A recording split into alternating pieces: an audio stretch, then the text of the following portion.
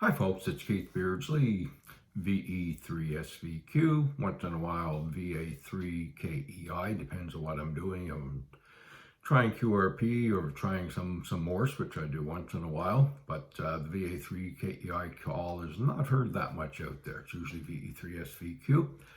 Today we're going to look at another thing for brand new hams. I'm not talking about people who are experienced, who will all know how to do this. I'm talking about the people who just got their license, just got their first radio, and they're trying to figure out what to do and how to talk to people, how to find people.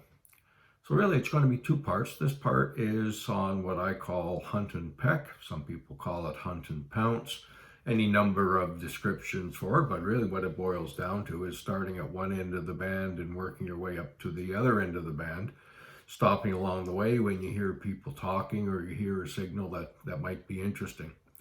It's got a lot of advantages in that you never know who you're going to find. And what I found with this, and I've used it since 1990, actually right up until probably 5-10 years ago when I started using a few spotting sites, but even today I still prefer the Hunt and Peck method. So you start dialing, and I'll show you my radio in a second, and you just tune somebody in, listen for a bit, listen to what they're talking about. Maybe it's two friends talking and they may be talking amateur radio, in which case it gets interesting. It may be another station out there. Now I find I get a lot of good DX contacts simply by using that method, because when they first sign on, there's nobody out there. And if you hit them just as they start their first CQ and they're just starting, you're the only one on the air. So it's real easy to talk to them. And I've picked up some amazing contacts that way over the years, and it's out there. Contests, very much the same thing. Contests, I don't try and use a spotting site because there's just so many stations on. You're better just to spin it. Turn the dial, tune into somebody, listen to their pattern, listen to their number. If they're doing a sequence of numbers, and let's say they're up to, contact number 496, you need to know that for when you contacted them, because they're going to tell you what number you are. You, of course, have to tell them what number they are for you. So it's a simple way of doing it. If you have an older radio, it's probably even a bit more fun because you can't see who's out there. All right, it's just a blank dial, and you just turn until you hear someone. On the newer radios, such as the ICOM 7300 that I have, you can actually see where all the signals are. So there's somebody out there, it's going to show on your screen, and you just dial over to it. So it takes a little bit of the fun out of it, but still, the name of the game here is to talk to people. So I'll give you a quick look. My screen will be coming up in a second, and we'll go from there. All right, so this is a very quick example of what I mean by Hunt and Peck. Some people call it Hunt and Pounce. You can use whichever term you want. It's a lot of fun. And on this particular radio, which is an ICOM 7300, you have what we call the waterfall here, which identifies actual locations of where there may be strong signals. On my other radio, of course, none of this existed. You were just dialing blind, which you can do pretty easily on this one. If I turn off the scope, this is sort of what most people are going to get. You just sort of rotate the dial to get what you want.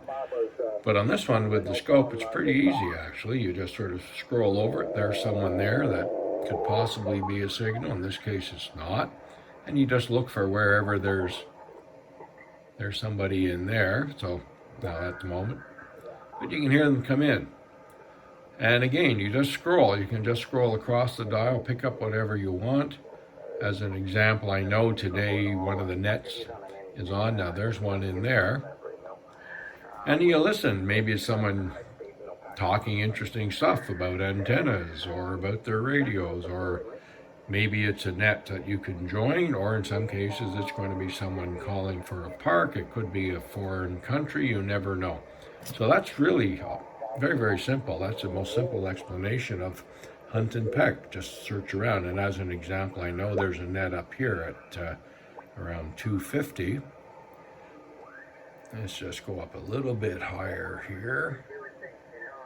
There's a net there that's in operation. You can see on this one, I can dial it down quite a bit and get rid of some of the static and the noise. I have it on the noise blanker right now, so that's with the noise blanker, or excuse me, noise reducer.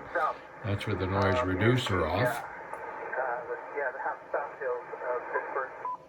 So there's lots of things you can do with your radio. It depends on your model and what you have, but that's a really simple way. I found even yesterday, the last couple of days, I was playing around on the 15 meter and the 10 meter, which are supposedly dead, and I ended up talking to Spain and a couple of other places.